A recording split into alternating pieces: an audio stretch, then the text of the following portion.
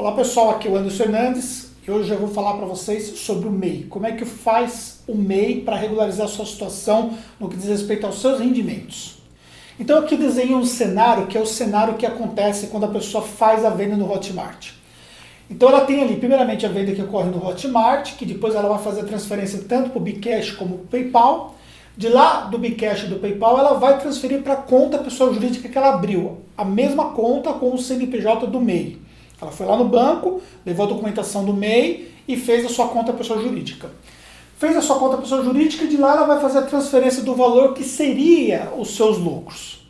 Como é que ela vai declarar isso no seu imposto de renda? Como é que ela vai regularizar a sua situação com o fisco? Será que simplesmente aqui já está resolvida a situação dela? Aí que entra um aspecto importante sobre a legislação tributária.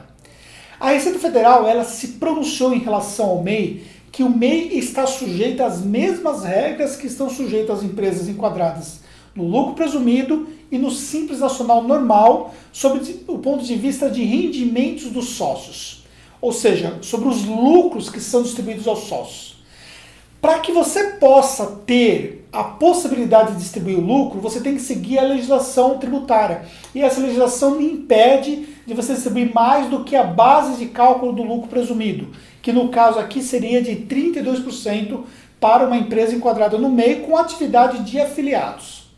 Então, olha a seguinte situação. Vamos imaginar que você recebeu aqui R$5.000, passou o dinheiro para o Bcash, passou para sua conta pessoa jurídica, e vamos imaginar que desses R$5.000 você gastou lá R$500, por exemplo, ali com despesas que você teve. Dentro das suas despesas, qual é o valor que você teria para o seu lucro isento de IR? R$4.500. Aí o que acontece? Você não pode transferir esses R$4.500, porque a legislação lhe impede de transferir mais de 32% se você não mantiver uma contabilidade. E como é que é feita essa contabilidade? Não é aquele mesmo relatório que você faz ali no próprio MEI, não. Que você tem que fazer o registro das suas despesas. Não é essa contabilidade. É uma contabilidade feita por um contador habilitado, que ele vai te fazer 2 documentos no mínimo, que é o livro diário e o demonstrativo de resultado com o balanço patrimonial. Se você não tiver uma contabilidade feita, você não vai transferir mais do que 32%. Então você tem que ficar atento a isso. Porque se você pegar a sua declaração de imposto de renda e você declarar lá que você é MEI e você fizer a transferência de um valor superior a 32%, você vai ser tributado. Aí entra um outro aspecto, por exemplo, daqueles que já possuem uma outra fonte de rendimento. A pessoa, por exemplo, que tem ali uma fonte de rendimento proveniente de uma CLT, por exemplo. Vamos imaginar que ela trabalha numa empresa e ela trabalha como afiliado também. Como afiliada, ela tem as regras próprias dela, perfeito. Só que como empresa, ela tem as regras tributárias que ela tem ali, como por exemplo, dos rendimentos que ela recebe de CLT. Lá já há tributação na fonte, onde a empresa retém o valor do IR e depois desconta ali do funcionário e automaticamente faz o pagamento para a Receita.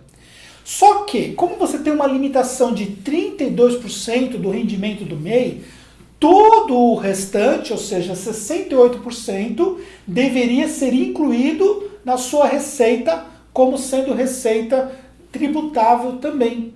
Então imagine a seguinte situação, se você estiver dentro da faixa de R$5.000, automaticamente você vai pegar 68% dessa receita e vai ser obrigado a declarar no seu imposto de renda como rendimento tributável.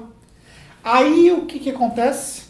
Você vai ter uma alta taxa de pagamento de imposto no seu imposto de renda que você vai ter que declarar.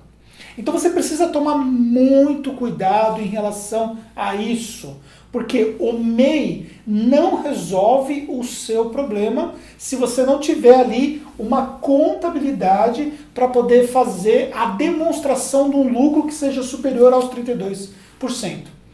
Por que funciona essa regra por parte da Receita?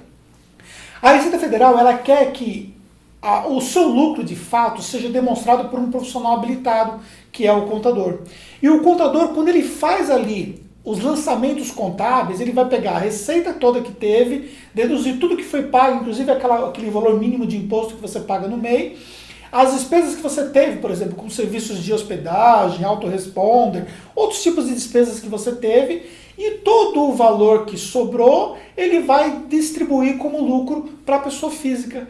Todo esse valor vai entrar isento de IR. Então não importa se você tem uma outra fonte de renda, proveniente, por exemplo, de um trabalho que você tenha assalariado, que isso não vai influenciar o valor que você vai receber do MEI, se você mantiver a contabilidade. Então agora, olha só, agora que nós temos que entregar o imposto de renda, pessoa física, você tem que ficar muito atento a esse aspecto, porque se você cometer um erro aqui, a sua declaração vai ser aceita, só que lá na frente você vai passar por uma malha fina e você vai ser obrigado a pagar um imposto, porque se o contador não declarar que você teve a documentação proveniente para poder declarar o lucro que você tem, você vai ter que pagar o imposto correspondente. Então tem que tomar muito cuidado para que você não tenha um problema e tenha uma situação tributária aí que vai influenciar no seu rendimento, tá bom? Então, esse aqui é o alerta aqui, eu vou gravar mais um vídeo onde eu vou dar um exemplo prático sobre esses cálculos aí, para você entender mais ou menos como é que funciona isso na prática, tá bom? Então, acompanhe o próximo vídeo.